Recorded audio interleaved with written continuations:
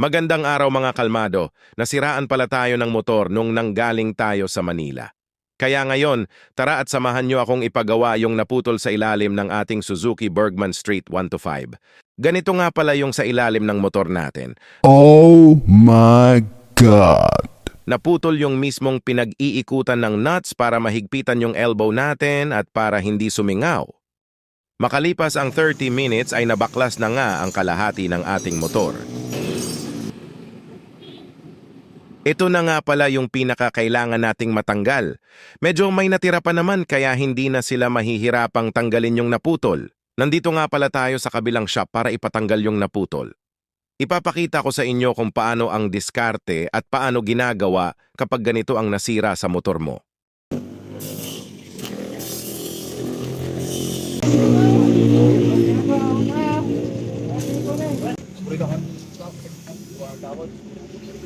Kasi ngayon, kasi kung pinagkakalakas lang di kalma.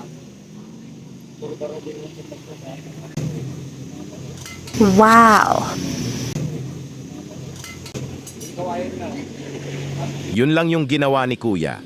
At ang siningil sa atin ay 400 pesos. Tama lang ba yung presyo?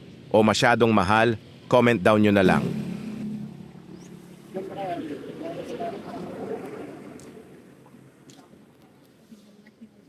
Ngayon ay papalitan na ng bago ni Kuya yung naputol. Ito yung ipapalit. Fresh na ulit.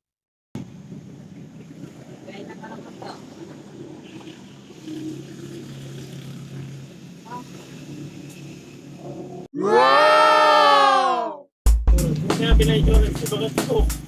Pag-isip.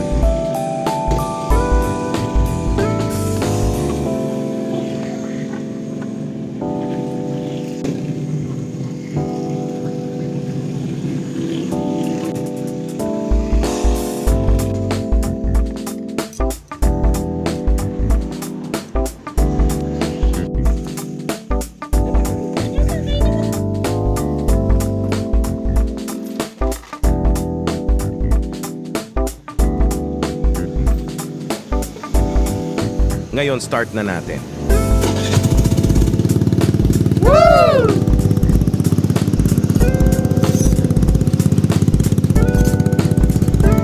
Okay na sana kaso nagtataka ako. Bakit parang umuusok ng butso ko? Okay lang kaya yon? Or may problema sa paggawa? Yung mga expert dyan, pakisagot nga kung may mali. Wala kasing usok na lumalabas bago ito pinagawa. Comment down nyo na lang mga sir. Salamat.